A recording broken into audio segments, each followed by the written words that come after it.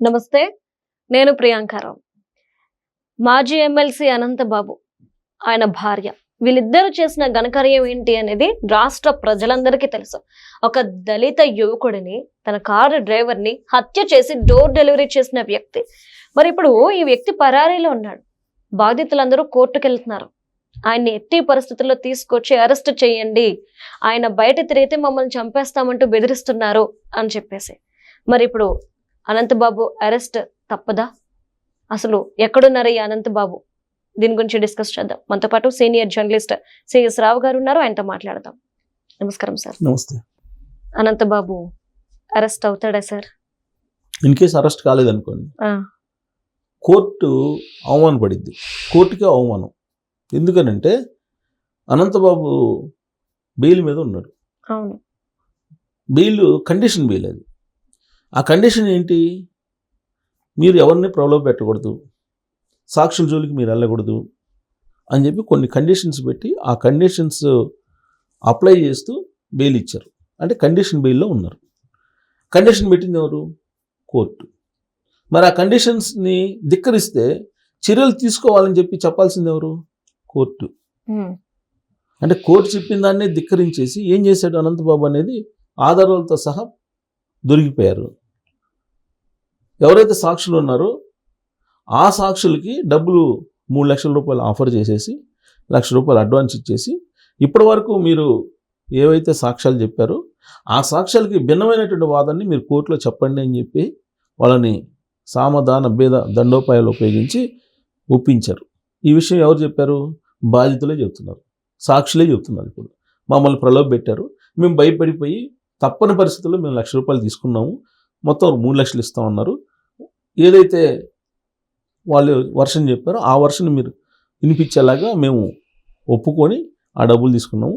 తీసుకోకపోతే మా ప్రాణానికే ప్రమాదం అనే భయంతో మేము తీసుకున్నాం అని చెప్పి వాళ్ళు ఇప్పుడు చెబుతున్నారు. అదే ఇప్పుడు మళ్ళీ వాళ్ళు కోర్టుకు వెళ్ళారు. ఎప్పుడైతే ఈ మొత్తం వ్యవహారం బయటకు వచ్చిందో వెంటనే ఇతను అజ్ఞాతంలోకి వెళ్ళిపోయాడు. ఎట్టెళ్తాడు అజ్ఞాతంలోకి? అసలు అప్పటికప్పుడు ఎట్టెళ్తాడు? బండి వేసుకుని వెళ్ళిపోయాడు అని చెప్పి సీసీ కెమెరాలో కనిపిస్తుంది. అంటే ఆంధ్రప్రదేశ్ పోలీసుల్ని కూడా ఇక్కడ మనం ప్రశ్నించాల్సినటువంటి అవసరం వచ్చింది. ఎలా అంటే ఈ మొత్తం వ్యవహారం తెలిసిన తర్వాత పోలీసులు అలర్ట్ కావాలి కదా ఇమీడియట్గా. సరే, అలర్ట్ అయ్యే సమయంలోకి అతను స్కూటీ వేసుకుని వెళ్ళిపోయాడు, బండి వేసుకుని వెళ్ళిపోయాడు అని అంటున్నారు. అంటే పోలీస్ స్టేషన్ నుంచో ఎవరో అతనికి ఇన్ఫర్మేషన్ ఇచ్చి ఉండాలిగా. లేదంటే ఇన్ఫర్మేషన్ అయితే అతనికి ఎలా వస్తుంది? ఉండదు కదా.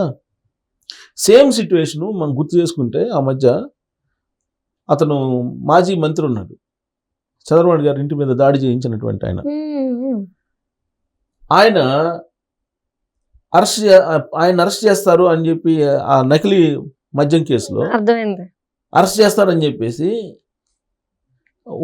ఒక నిర్ణయం తీసుకున్న తర్వాత పోలీస్ స్టేషన్ నుంచి ఇన్ఫర్మేషన్ పోకుండా ఉండడానికి ఆ పోలీస్ స్టేషన్లో ఉండేటువంటి మొబైల్స్ అన్నిటినీ కూడా ఆ ఇన్స్పెక్టర్ తీసేసుకున్నాడంట. అంటే ఇన్ఫర్మేషన్ ఇస్తారని, ఇన్ఫర్మేషన్ ఎక్కడికి వెళ్తుందా అని. అంటే పోలీసుల్లోనే కొంతమంది కోర్టులాగా నిందితులకి వ్యవహరిస్తున్నారు.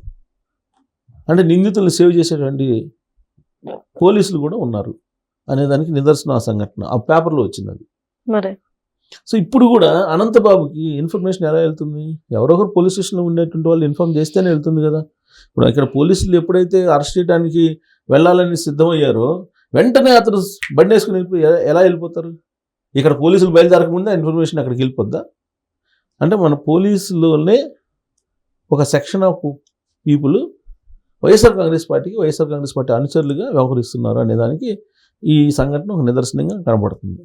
ఇక అనంతబాబు విషయానికి వచ్చేటప్పటికి, సరే, డ్రైవర్ సుబ్రహ్మణ్యాన్ని డోర్ డెలివరీ చేశారు చంపేసి, ఇది అందరికీ తెలిసినటువంటి విషయమే.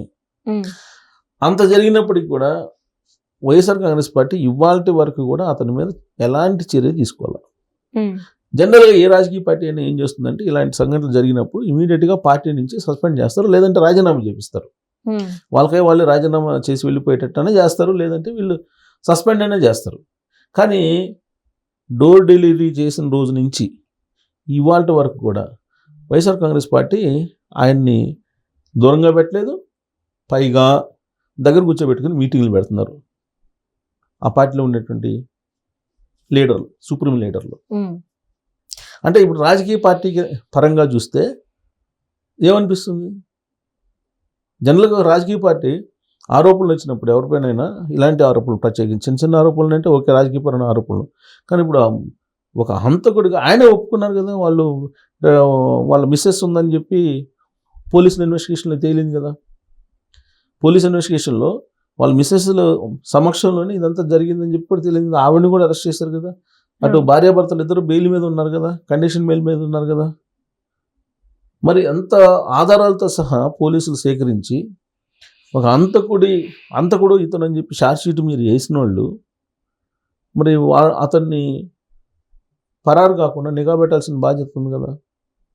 ఇప్పుడు అతను పరారు అయిపోయాడు, అజ్ఞాతం ఉన్నాడు, ఎక్కడున్నాడో తెలియదు. పోలీసులు పట్టుకోవాలంటే ఎక్కడున్నా తీసుకొస్తారు, కలుగులో ఉన్నా లాక్కొస్తారు. అవును.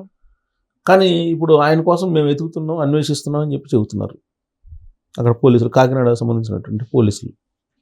ఇప్పుడు అనంతబాబుని ఖచ్చితంగా అరెస్ట్ చేస్తారు. ఒకవేళ అరెస్ట్ చేయకపోతే కోర్టు పోలీసుల మీద యాక్షన్ తీసుకునే అవకాశం ఉంది ఈ కేసులో. కారణం ఏంటంటే కోర్టు ధిక్కరణ ఇది. మరి ఫస్ట్ ఆఫ్ ఆల్ కోర్టు ధిక్కరణ. అందుకని కోర్టు ఇన్వాల్వ్ అయ్యాక వస్తుంది, సుమోటోగా తీసుకుంటుంది కోర్టు కూడా. మేము కండిషన్ బెయిల్ ఇచ్చాము, కండిషన్స్ని అతిక్రమించి ఇతను సాక్షుల్ని ప్రెజర్ చేశాడు, దానికి సంబంధించిన ఆధారాలు ఉన్నాయి కాబట్టి ఇది కంటెంట్ ఆఫ్ కోర్టు కింద వస్తుంది అని చెప్పి కోర్టే పోలీసులకి ఆర్డర్ వేసి మీరు ఇమీడియట్గా పట్టుకురండి, లేదంటే మీ ఉద్యోగాలు పోతాయని ఆర్డర్ వేసే అవకాశాలు కూడా లేకపోలేదు. అంత సీరియస్ కేసు ఇది. కండిషన్ బెయిల్ మీద ఉన్నటువంటి వాళ్ళు బాహాటంగా సాక్షుల్ని భయపెట్టడం, ప్రలోభ పెట్టడం అనేది పెద్ద నేరం. మన ఇండియన్ న్యాయ వ్యవస్థ ఏం చెప్తుందంటే మర్డర్ చేసినటువంటి వాడి కన్నా మర్డర్ని ప్రోత్సహించినటువంటి వాడు పెద్ద నేరస్తుడు అంట. హత్య చేసిన వాడి కన్నా హత్యని ప్రోత్సహించినటువంటి వాడు అత్యంత పెద్ద నేరస్తుడు అని చెప్పి. అలాగే కండిషన్ బెయిల్ మీద ఉన్నటువంటి వాళ్ళు ఆ కండిషన్స్ని అతిక్రమించి సాక్షుల్ని ప్రభావితం చేయడం అనేది పెద్ద నేరం. కాబట్టి మరి అనంతబాబుకి రాబోయే రోజుల్లో సినిమా భాషలో చెప్పాలంటే దబిడి దిబిడే అనేది అర్థమవుతుంది. ఎందుకంటే దబిడి దిబిడే అని ఈ పదం నేను ఎందుకు వాడుతున్నానంటే ఇది పోలీసులకి కోర్టుకు సంబంధించినటువంటి విషయంగా కన్వర్ట్ అయింది. ఇప్పుడు రీసెంట్గా ఇప్పటి వరకు ఏంటి, డ్రైవర్ సుబ్రహ్మణ్యాన్ని చంపేసి డోర్ డెలివరీ చేశారు అనేదే, అదేదో బిట్వీన్ అనంతబాబు అండ్ సుబ్రహ్మణ్యం కుటుంబాలకు సంబంధించినటువంటి వ్యవహారం అని చెప్పి అనుకున్నారు. కానీ ఇప్పుడు ఈ ఇష్యూ కాస్త పోలీసులకి కోర్టుకి మధ్య ఇష్యూగా మారిపోయింది ఇప్పుడు. సో కాబట్టి అనంతబాబు ఎక్కడున్నా ఖచ్చితంగా అరెస్ట్ చేయడానికి అవకాశాలు ఉన్నాయి. Okay, right. Thank you so much sir.